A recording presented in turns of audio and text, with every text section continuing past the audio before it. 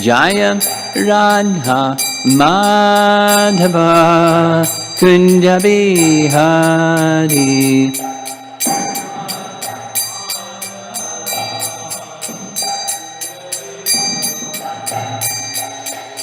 Gopijana Vallabha Girivardhari.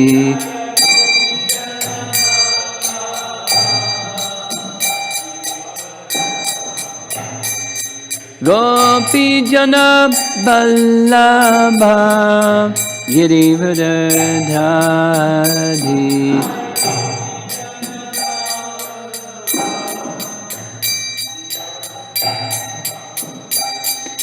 Jasodhanandana Brajajanarandana.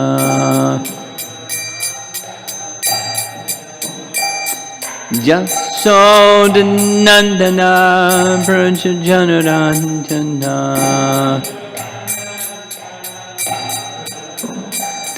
Jamana Tiravana Chadi.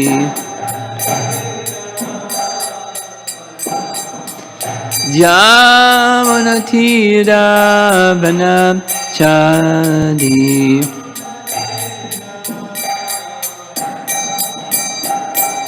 Jaya Radha Madhava Kunja Bihari. Kunja Bihari. Jaya Radha Madhava Kunja Bihari.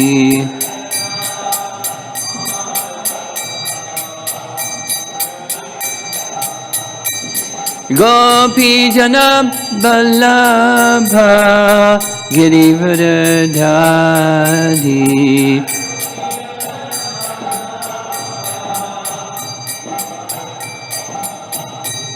Gopijana Vallabha Girivardhari.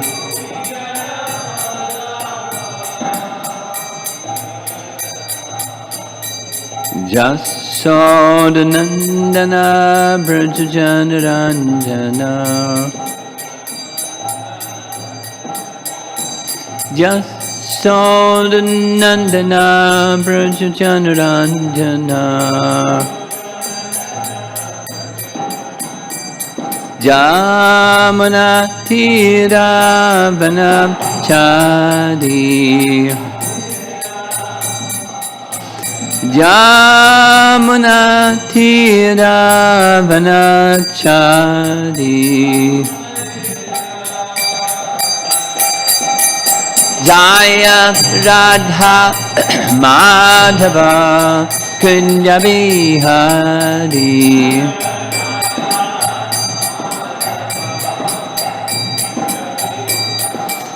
Jaya Radha Madhava Kunja Bihari.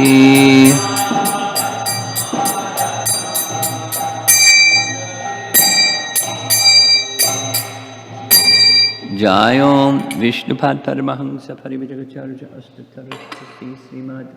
His Divine Grace A.C. Bhaktivedanta Swami Srila Prabhupada Ki Ananta Koti Vaishnavrinda Ki Grantaraj Srimad Bhagavatam Ki Gaura Premanandi.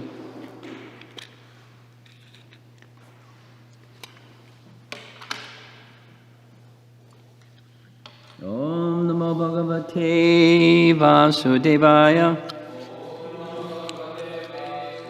Om Namo Bhagavate Vasudevaya. Om Namo Bhagavate Vasudevaya.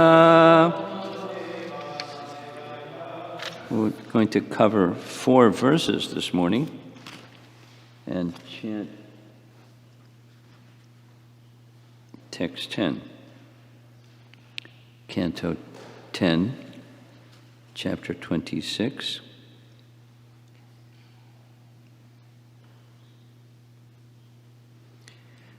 Hatvarasabha daiteyam.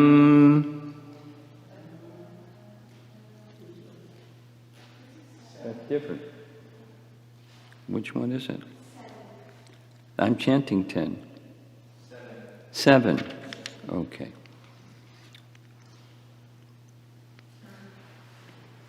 Kavachitayan gava stainye. Matra baddha udukale. Gachan arjunayor madhye. Bahubhyam tab apatayat. Kvachitai yangave stainye. Matra baddha udukale. Gachan arjunayor madhye. Bahubhyam tab apatayat.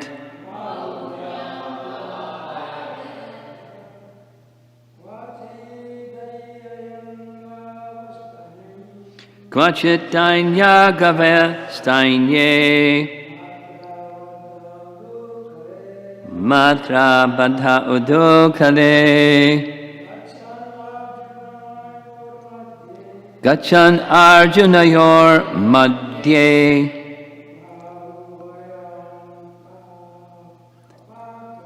Bahubhyam tab upatayat.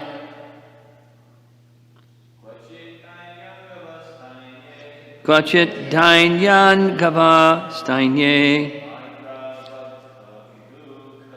Matra baddha udukale. Gachan arjunayor madhye. Bahubhyam tab upatayat. Kvachit dainyan gava stainye. Matra baddha udukale. Gachan arjunayor madhye. Bahubhyam tab apatayat. Kvachit dainyan gava stainye. Matra baddha udukale. Gachan arjunayor madhye. Bahubhyam tab upatayat. Kvachit dainyan gava stainye. Matra baddha udukale. Gachan arjunayor madhye.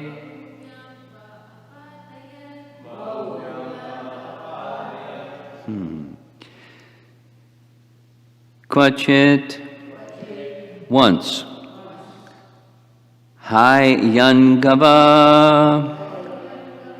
butter. Stainye engaged in stealing. Matra by his mother. Baddha bound up. Udukale to a large mortar. Gachan moving. Arjunayoho the twin Arjuna trees. Madhye between. Bahubhyam by his hands. Tau apatayat he made them fall. Translation. Once his mother tied him with ropes to a mortar because she had caught him stealing butter. Then, crawling on his hands, he he dragged the mortar between a pair of Arjuna trees and pulled them down.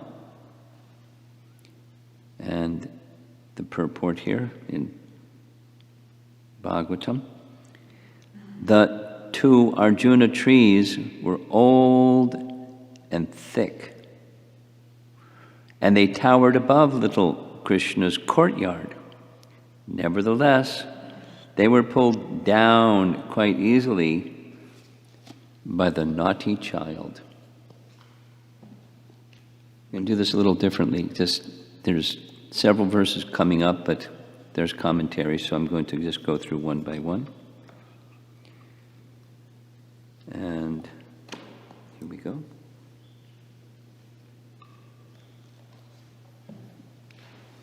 Nice to have these commentaries, huh?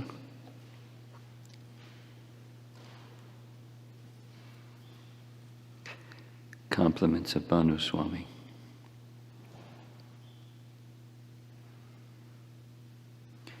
So here's Vishwanath Chakravarti Thakur, one sentence. How could he, who was tied up because he had stolen butter, crawl around and knock down the two Arjuna trees? This is their astonishment. Jiva Goswami. The word kvachit, very beginning here, means once. It should be understood that in the verses following, this should be understood in the verse following as well. Moving by his hands, bahu bhyam, he made the tree fall. This indicates that a lot of strength was needed to pull the mortar. Again, Vishwanath. Here, the cowherd men mean to say, quote, how could Krishna, who was tied up for stealing butter, crawl away and knock down a pair of Arjuna trees? Jiva Goswami. By moving by his hands, he made the tree fall. This indicates that he did not need much strength to defeat his enemy Indra. It's in reference to the previous chapter. And he who has so much strength that he can knock over two Arjuna trees when he's a little boy, what is it? What's the problem in defeating the strength of Indra? And then text 8, the BBT translation. Another time, there's no mention of kvachit, but another time, when Krishna was tending the calves in the forest together with Balaram and the cowherd boys, the demon Bakasura came with the intention of killing Krishna. But Krishna seized this inimical demon by the mouth and tore him apart. No purport, but there is commentary. Vishwanath writes, how could he take the mouth of a baka demon and, starting with the mouth, tear him in two? Jiva Goswami. He tore apart baka in the presence of Balaram and the other boys. This shows his strength was greater than that of the others with him. He tore him apart, starting from the mouth. Baka was an enemy because he desired to kill Krishna at any opportunity since he was born in tamas. But he was especially eager to kill Krishna since Krishna had killed his sister, Putana.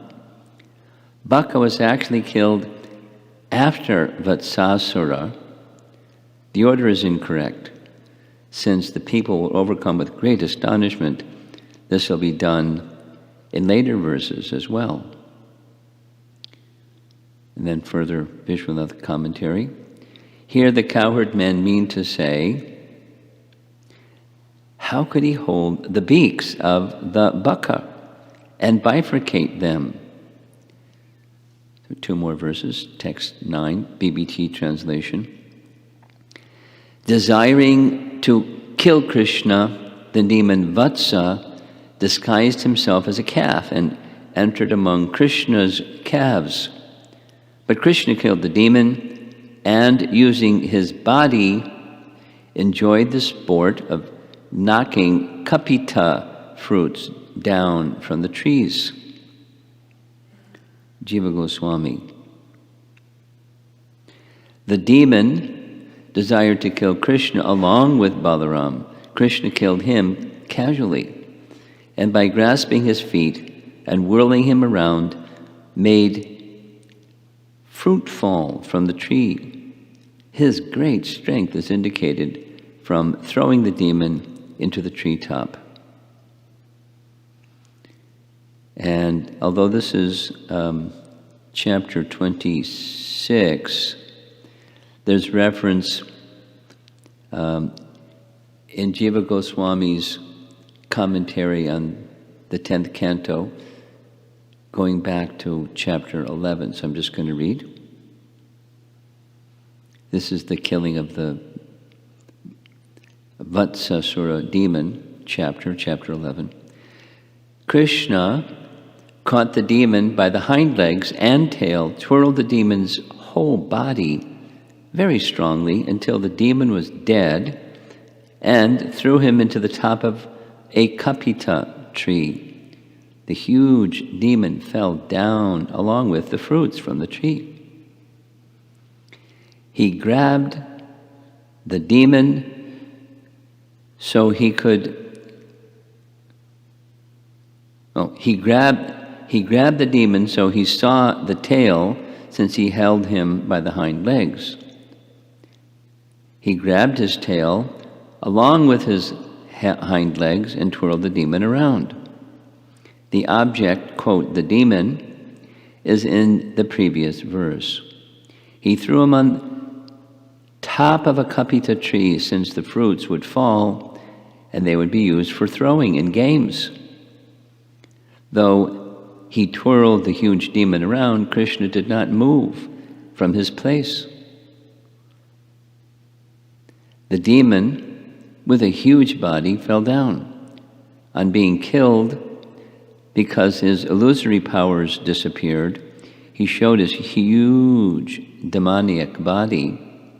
It is mentioned that the kapita fruit also fell, because later it is said, gives the Sanskrit, Krishna killed the demon and, using his body, knocked kapita fruits down from the trees for use in playing, which is referenced in this chapter 26.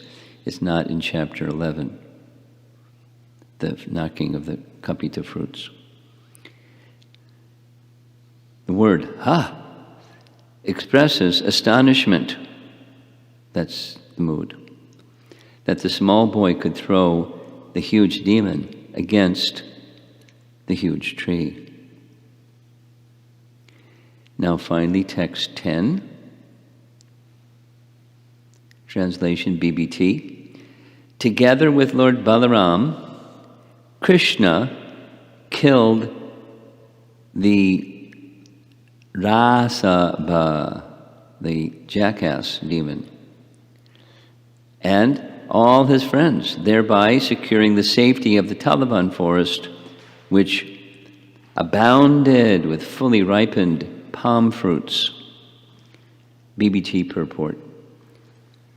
Long, long ago, the powerful demons Hiranyakashipu and Hiranyaksha were born of the goddess Diti. Therefore, demons are commonly called Daitayas or Daityas, meaning descendants of Diti. Dhenukasura, the ass demon, terrorized the Tala forest with his friends, but Sri Krishna and Sri Balaram killed them, just like modern governments kill terrorists who harass innocent people. That was so many years ago, the terrorist term. So here's commentary. Vishwanath writes, though Balaram killed Dhenukasura, In this verse it is said that Krishna, along with Balaram, killed him. This is to give preeminence to Krishna's activities. Rishabha Daitayam is Dainakasura. Then again, Vishwanath, though Balaram single-handedly killed Dainakasura, the jackass, or Rasabha demon, in this verse it says that Krishna and Balaram killed him. This is to give prominence to Krishna's activities. Jiva Goswami writes, accompanied by Balaram, he killed Denuka. This shows that he was predominant in the killing of Denuka, even though Balaram actually killed him. In this verse, Krishna is said to have killed Denuka because Balaram's strength arose from Krishna's strength. He made the forest safe without fear so that all the fruits could be enjoyed. And that's it for the commentaries.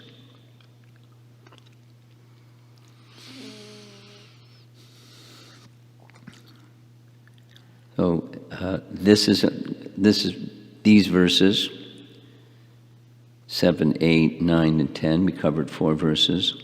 It's part of the 9 that are recounting Krishna's pastimes that before were just kind of overlooked as something.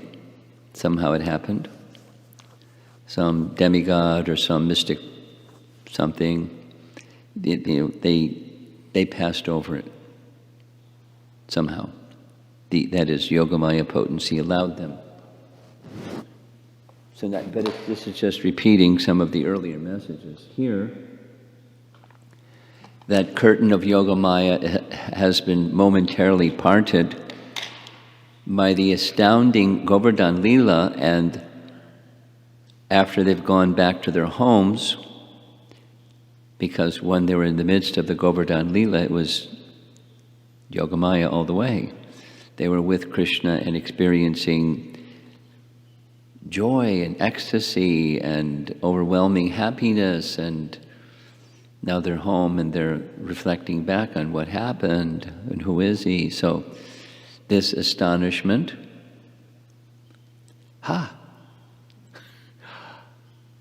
is the mood.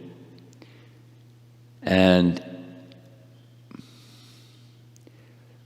hearing this, we're also just hearing a little sound bite, a little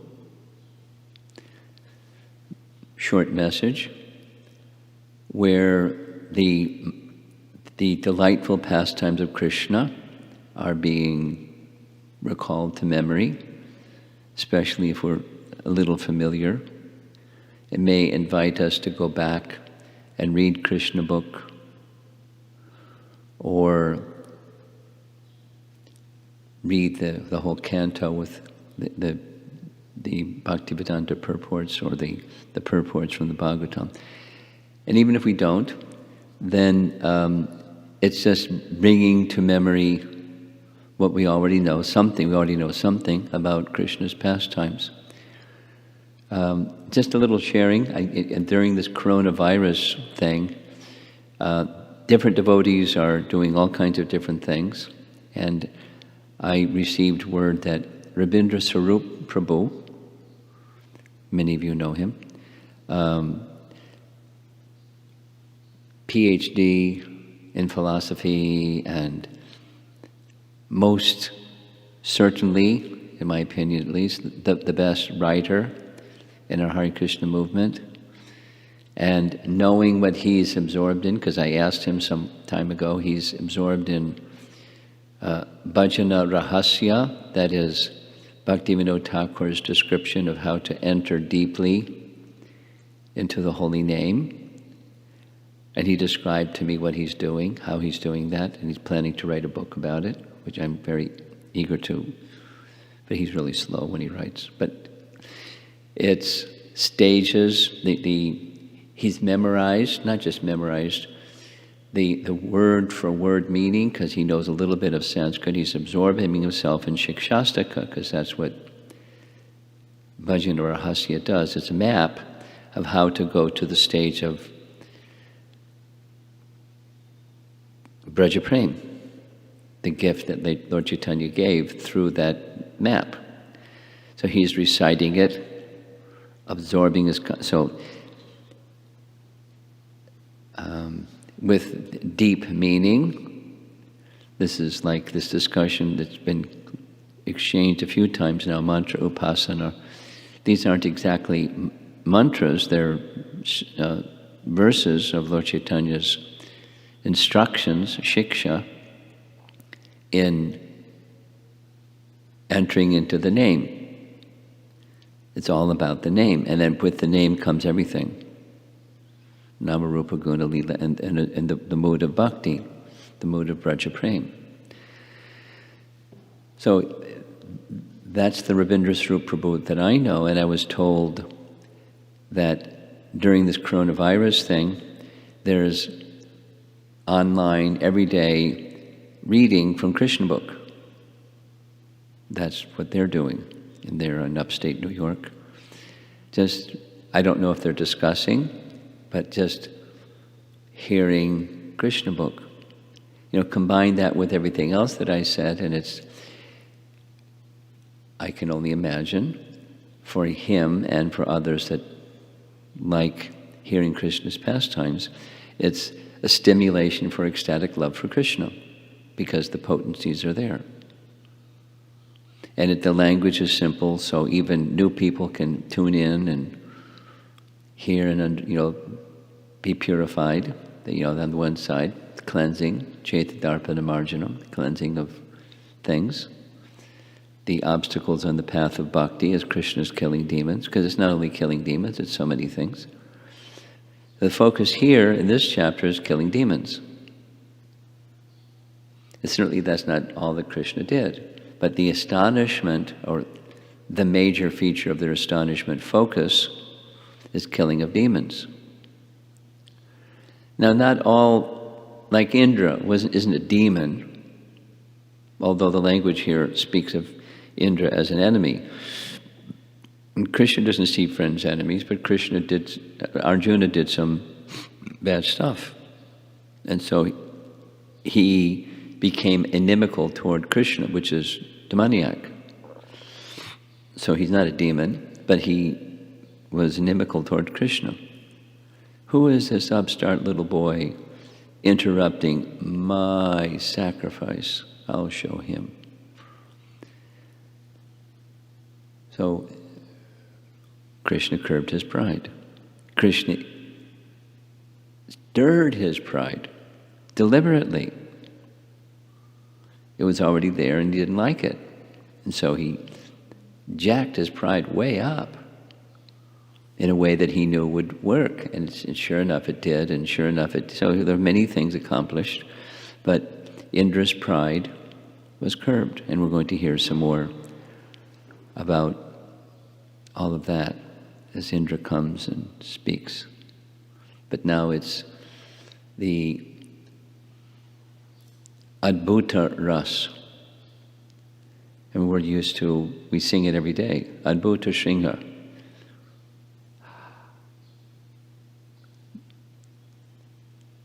When Lord Nrsingadev appeared, it was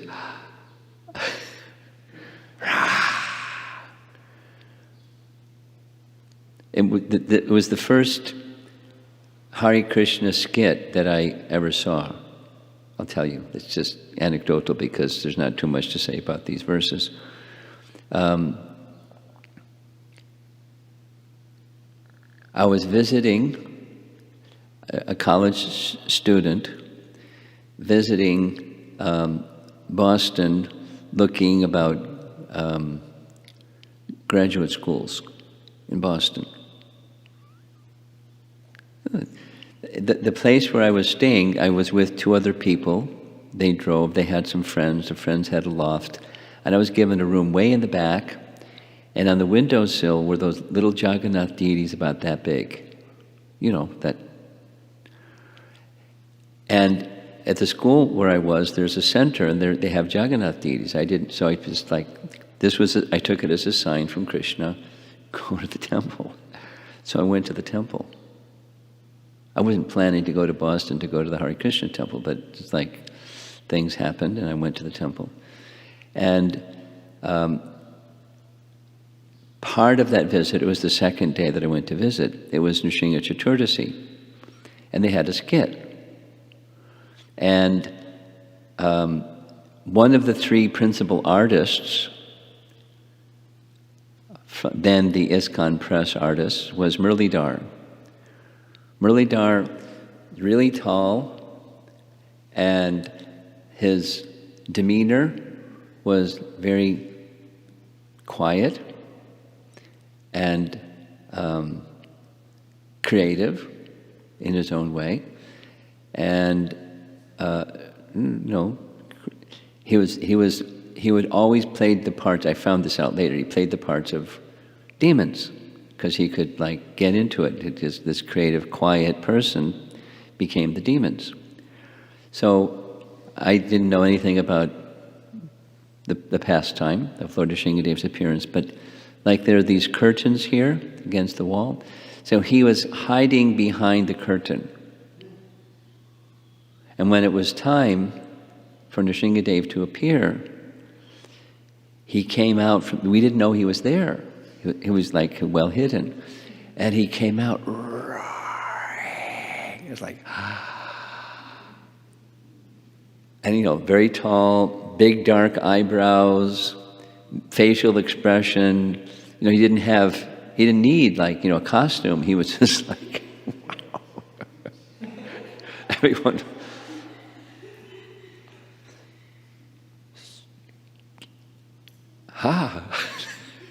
Astonishment.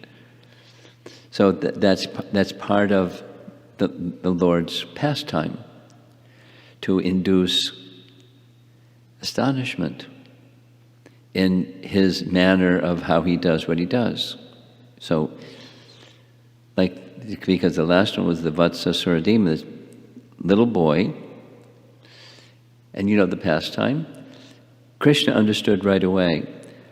Balaram was, by Krishna's arrangement, not recognizing, covered by his Yogamaya potency, and he was appreciating, oh, this nice boy. Krishna leaned over and said, it's not a nice boy, that's a demon. It's something like the deer and Maricha. But, so, Krishna knew. And the Vatsa was looking for an opportunity to attack both. And Balaram is known to be really strong. He was more cautious about Balaram than Krishna. So Krishna grabbed him at the right time and by his hind legs, and we're hearing by his hind legs and his tail, and by centrifugal force he lost the soul left the body. And then this gigantic demon, and the gigantic demon twirling around and tossing him in the tree, and the trees knocking other trees and the kapita fruits because Krishna wanted to play. One of the boys, and they'd, yay, let's play. And then when the boys go home, because this would be a regular routine, when the parents of these boys would receive their boys back home, they'd want to hear Krishna's pastimes while he was out, herding the cows, because there's always something. We're given principal demons, and at least our acharyas say, twice a day, around 11 o'clock and around 4 o'clock, some demon would appear. Because if the demon didn't appear, they'd skip their lunch because they were having a great time just being with Krishna. So when the demon was killed, it was assigned time for lunch. And when the second demon was killed, it's time to go home.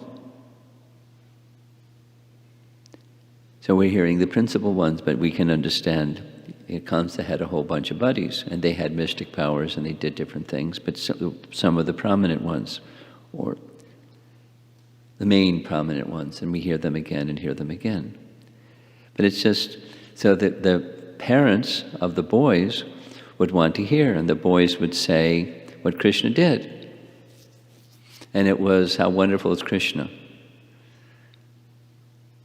They didn't make a big deal about it. How wonderful is Krishna. What did he do today? Because their madhurya feature, whatever the rasa is, was so strong, they just loved him. And he would do something wonderful, and it just inspired their love for him more and more. The Govardhan Lila is special. Not only what he did, but as we've been reading, the arrangement was made by Krishna to pull back the curtain so they could take a closer look at how wonderful is Krishna, and then give them this opportunity to remember very deeply once again. So we've been discussing this. Danger has its negative feelings, and danger for a devotee gives rise, it's an impetus for thinking more deeply and shelter taking more deeply.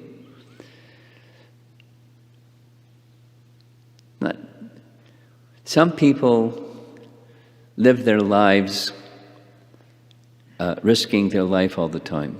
They like it. It's like their adrenaline rush is their life. They don't want a boring life, they want a risky life. There's different ways of describing that. But this is different. This is the shelter of the residents of Vrindavan is Krishna, and Krishna would churn that emotion sometimes with difficulties and dangers, and Krishna, so then Krishna would come. He'd create a calamity and then relieve the calamity. Not only in Vrindavan, the Pandavas, etc., Queen Kunti and the Pandavas, calamity after calamity, and then Krishna would resolve the calamity. Durvasa Muni coming. I mean, it was inspired by Duryodhana. You know the Mahabharata episode? Durvasa Muni came to Hastinapur, and everyone was, oh, Durvasa Muni, watch out. But Duryodhana had a plan, because he knew that the partial incarnation of Lord Shiva is easily pleased as well as easily angered. So he served him very nicely and did everything very nicely, and at the end, much as he predicted, Durvasa Muni offered him a benediction. He said, I don't need anything, but I have some cousins, they're off in the forest, why don't you go visit them? And it was timed so that by the time he would reach them, Duryodhana knew that the Draupadi's pot would be empty. And then Durvasa Muni would be angered because he was traveling, and it was a calculated, I don't need to get them, Durvasa Muni will get them, by angering Durvasa Muni because they couldn't feed him. But how did that happen? Where did he get that intelligence? Where does anybody get anything? Krishna inspired him to do that, and Krishna inspired the whole thing. It's a pastime. So the calamity came, and Krishna solved the calamity. Because Draupadi just turned to Krishna. She had no other recourse. Krishna came, made the arrangement. Durvasa Muni left. The calamity. Now these are elevated devotees, and we're not elevated devotees, but difficulties come, and it helps us to understand in our relationship with Krishna, which worldly people are not so well connected with, and even neophyte devotees we're not so well connected with. We have a notion, but everyone has a breaking point. We have our limitation. Like, okay. And then there's a threshold. And then when the threshold passes, yikes. And remembrance of Krishna goes out the window, and it can be different ranges. So Krishna, we discussed this yesterday, Krishna may put us through like some extreme difficulty, and then even with prayer, the difficulty doesn't seem to go away. There was some discussion about this. That was the evening, 2 evenings ago. He's not an order supplier. He knows what he's doing, and the devotee has trust in Krishna. Faith, shelter. And shelter doesn't mean we won't have pain, and we won't die, we won't get sick, we won't this and we won't that. It doesn't mean that. Krishna's protection doesn't mean that. But it can mean all kinds of things, how its shape comes, but ultimately it's protecting the soul and the soul's connection with Krishna, and the eventual, however, quick or slow, removal of ignorance and restoring our relationship with Krishna. That's the protection.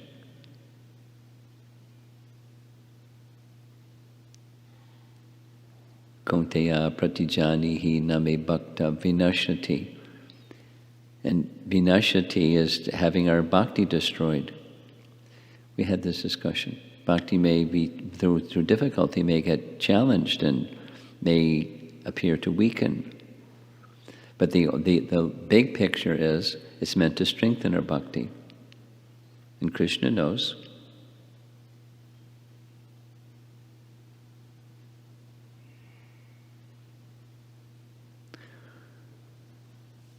So let's see if there's some discussion.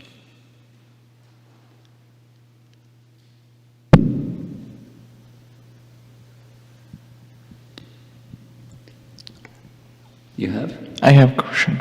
Okay. Gurumaharaj, you're explaining about the 11 o'clock there's one demon, and then 4 o'clock there's one demon that will be killed and they'll go for lunch and one. So how would that play thing will break in the original Goloka Vrindavan, not in the earthly realm? I don't know. Next.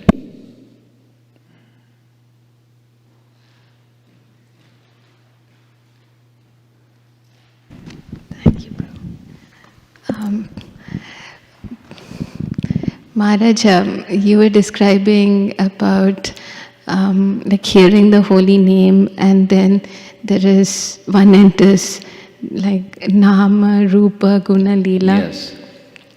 Is there more description about like how it feels, like what is one experience when they're going more and more deeper in the holy name? I couldn't understand your question. Your voice is soft, the sound system is not the best, and I'm half deaf, so the combination.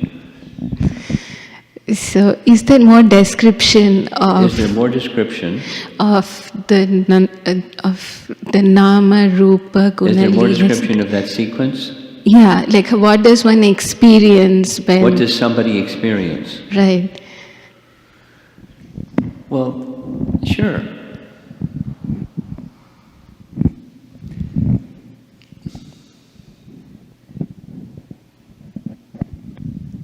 That phrase specifically is found in Harinam Chintamani. It's spoken of in Bhaktivinoda Thakur's songs.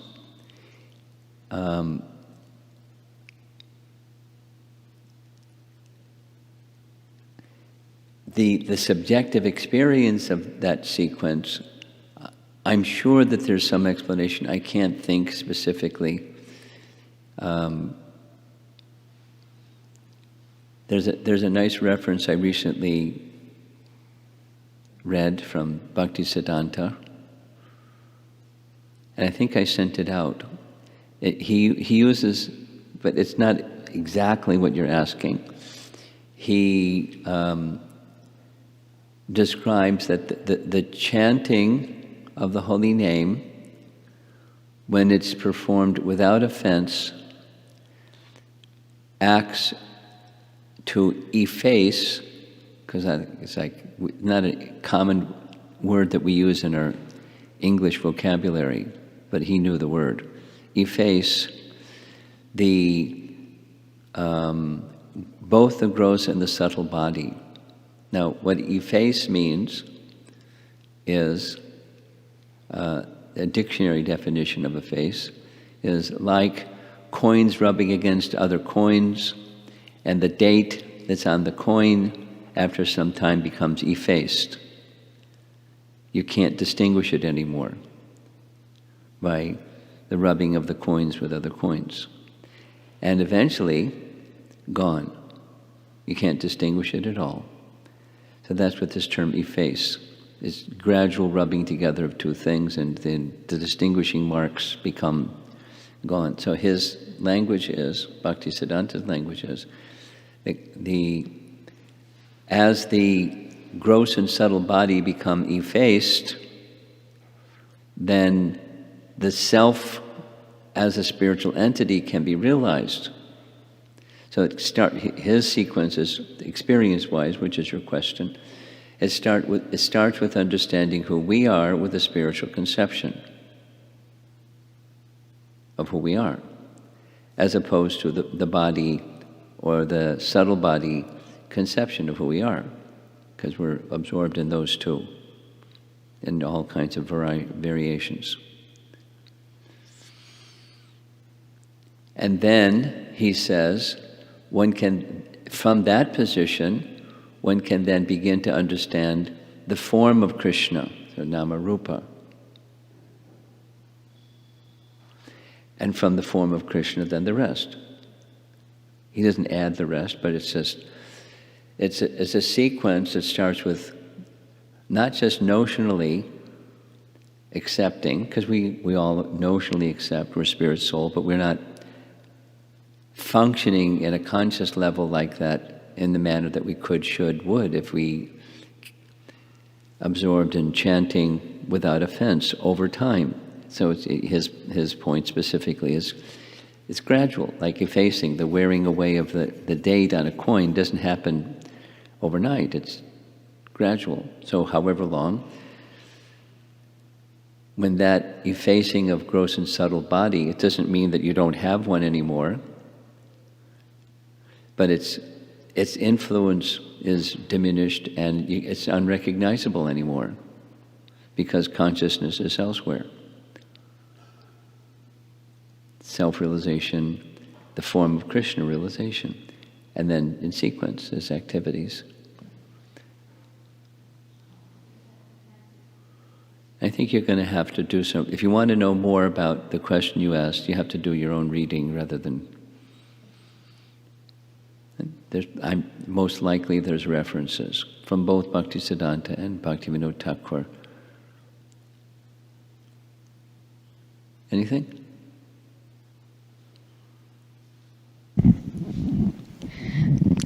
Maharaj, actually, like this is a question that has been on my mind for a long time.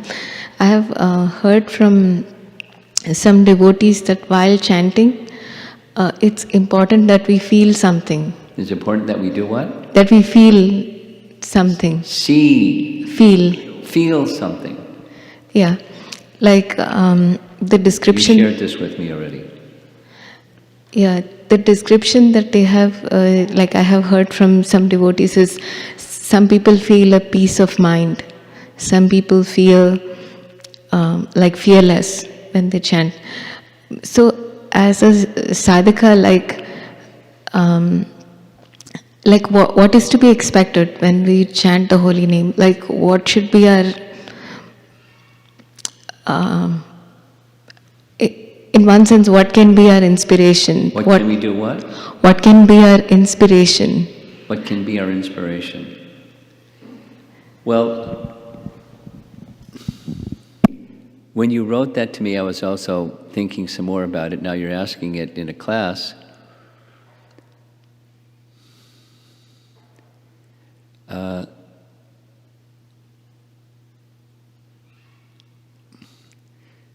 Supposing you're Brijbasi and you're calling Krishna's name. Now, what's important is that there may be abundant variety of feelings using our common, language. In japa retreats, there's highs and lows, there's hills and there's valleys when chanting. But even when they're in the valley, there's a feeling. So the aspiration or target or goal is to be connected with Krishna. And that connection with Krishna has with it a feeling. It's not just separate from Krishna feeling, it's in relation to Krishna. So the aspiration, this is me, not these other people. In your relationship with Krishna, there's a feeling. It may be, oh, I'm so fallen. That's a feeling. But not just like beat yourself up feeling, but a feeling in relation to Krishna. Kanchanavali, that Mataji that wrote this book, Crying for Krishna. We show the images connected. In her book, it's not with images, it's just sayings. But anyway, so that's a feeling. Crying for Krishna is a feeling. So it's not peace or fearlessness, it's whatever it is. It's a yearning. That's a feeling.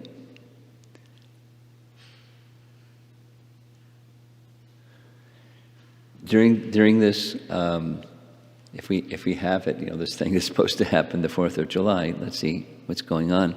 If we have it, the theme is going to be yearning. Why? So yes, say yes to the name. Yearning, that's a feeling. Enthusiasm, that's a feeling. And S, spontaneous, that's a feeling. And then, but it can be all kinds of yearning and joy and yearning and, I'm so fallen. Your question is, what's a model to aspire for? Aspire for being connected to Krishna again, being in your relationship with Krishna again, and it's all variegated.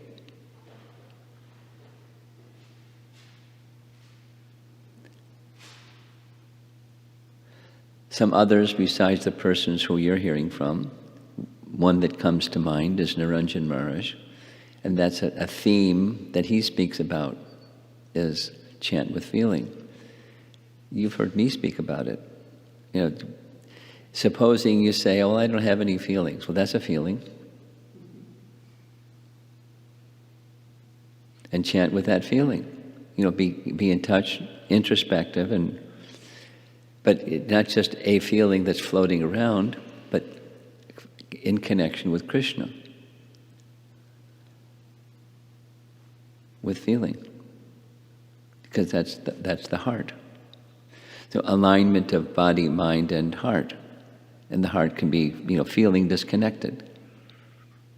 I'm feeling disconnected from my heart. And that means disconnected from Krishna. Yearning is I wish to be again with the feeling of being connected to Krishna, even if it's far away. It's the heart. Alignment. Theme. Okay?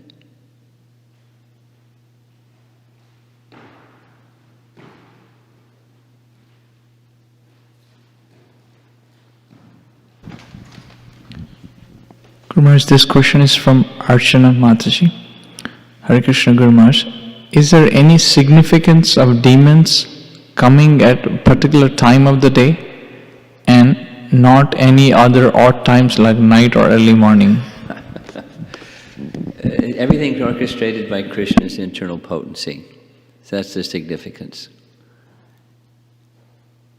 As mentioned, the cowherd boys are so absorbed that they would just forget lunch and they forget going home because they're so absorbed. So that's the significance. Krishna would arrange. So one can only imagine if it happened every day that when, it's kind of like 11 o'clock, hey, which demon is coming today? But they were so absorbed that who knows what they were thinking. They were just playing. They were just boys off together doing what boys do together. Go ahead. This question is from Shari Mataji. Hare Krishna Guru Maharaj. Did Krishna had a schedule what activities he does with his friends while he was in Vrindavan, or pastimes happened just as per his desire?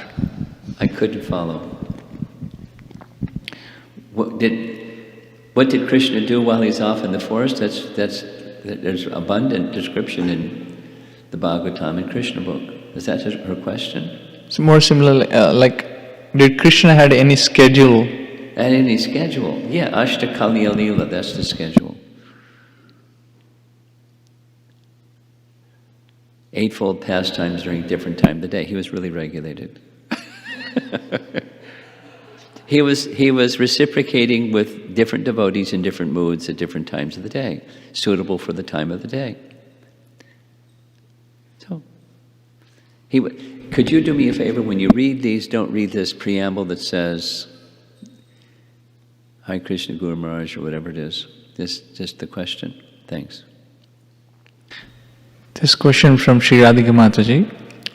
It seems to me that there are some parts of Bhagavatam that requires a very analytical frame of mind to comprehend. And then there are Madhurya Leelas like the one you discussed.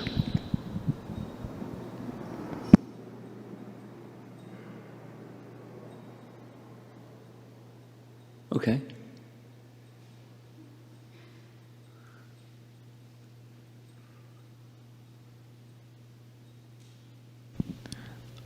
How to make a non-believer of Krishna, in braces, God in personal form, brace close, believe in Krishna and make him chant the holy name and follow scriptures. Gosh. Let me go back to the previous one. The analytical behind just like Sankhya philosophy is analytical, but there's a mood behind the analytical. And the mood behind the analytical is seeing the connection of all things with the source of all things. The purpose, done properly or with completion, it's not just analytical, it's how does this puzzle piece fit together with that puzzle piece fit together with make the big picture. And the big picture is everything comes from a person. Everything comes from one source, and that one source is a person who's like amazing. That's even if one doesn't understand how this puzzle piece fits together with that puzzle piece, step back and look at the big puzzle when it's put together, and it's meant, described specifically by Shukadeva Goswami, that it's meant to help persons that are atheistic to develop a theistic conception, the transitioning from atheism to theism by Virat Rupa, and so many different ways of describing the same entity. And the descriptions appear quite different, but it's the same entity seen from different perspectives. And that there's a purpose behind it. It's not just sharpen your analytical capacity. It's awaken the tendency for the one who has forgotten the source of all things, consciousness of the source of all things, and how the things that you see and perceive are connected to that source, ultimately a person. But it's a step in that direction of theism. Now, this other question, second question, it's by the process of Krishna consciousness. Gosh, how do you help somebody that doesn't know Krishna consciousness and doesn't want to know Krishna consciousness to want to know Krishna consciousness? I mean, this was, I give the microphone to Leela Manjari because she was describing it yesterday evening. What Prabhupada has done is he's turned people upside down. And how did he do it? By his purity and by sound, and by his perfect example. So that's how we're not a perfect person, but we have the message of the perfect person and the message of the Bhagavatam, and so we speak it, we live it, we broadcast it, we distribute it with faith that that sound vibration can turn things around. So then we have to be empowered and gifted and discriminating about this person, this may be beneficial and effective, and that person, something else, may be beneficial and effective. So we may have different strategies, but the principle is quite the same.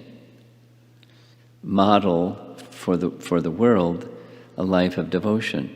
Carry it in your heart and take inspiration from Super Soul how to best convey this to different audiences. And different audiences have different needs and will respond in a different way. So just be tuned into audiences by the gift of Super Soul. But it starts with purity.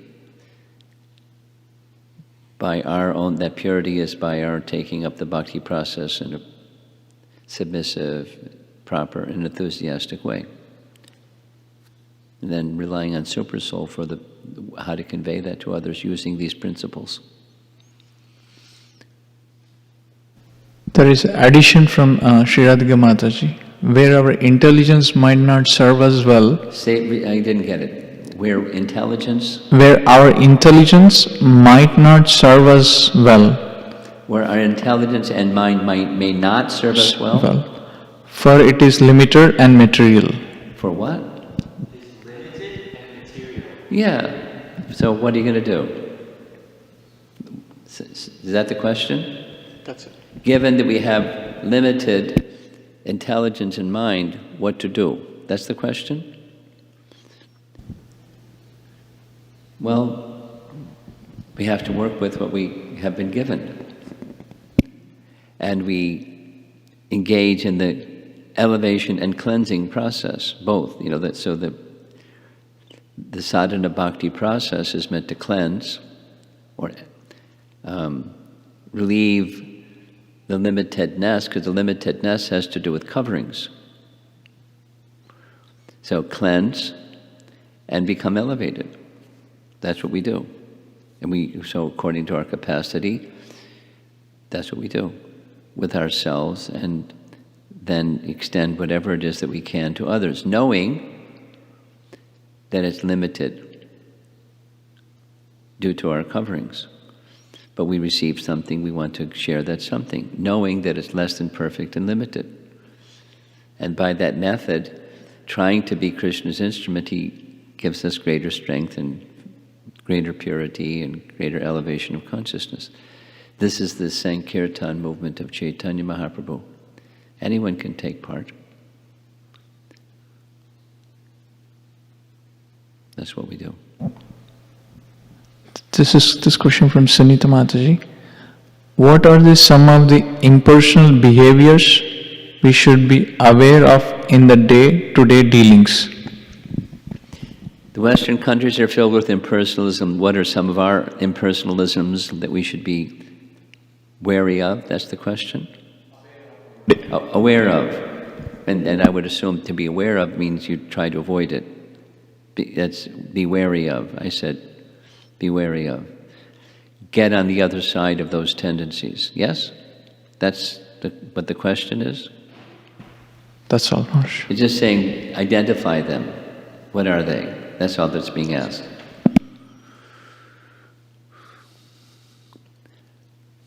it's like it's pervasive. I'm looking on the other side of the room, and there's a cabinet where musical instruments are kept. So impersonal is, just the training that we have received since childhood, which is all there is matter, and the laws that govern matter, and the purpose of matter is to satisfy my desires. That's impersonal. So that's what it's for, is to put things away.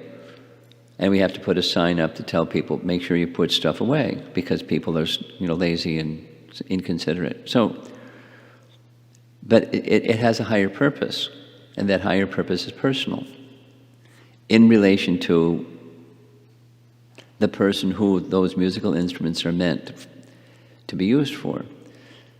That's just, it's pervasive. It's not seeing. Personal means to see things, objects, in relation to the source of those objects, and thus what they're meant for. They're meant for service to the source of those objects. That's personal. Bhakti is personal. It's not just, to be a good devotee, you have to put the musical instruments away. If you don't put the musical instruments away, you're not a good devotee. That's a behavior. And that's not personal. Bhakti is, for whom are you putting the musical instruments away? And what's the purpose of that thing over there, that cabinet? It's, there was a time when there wasn't a cabinet. Then somebody got the bright idea, hey, let's get a cabinet. So, it's for Krishna's service. It's not just, it is for keeping things neat and clean. For what purpose? The personalism is for the pleasure of Krishna, and it's pervasive in all features. So whatever it is that we do, and the choices that we make, and how we speak, and where we go and where we don't go, and so forth, it's for the pleasure of Krishna. Purpose. That's personal.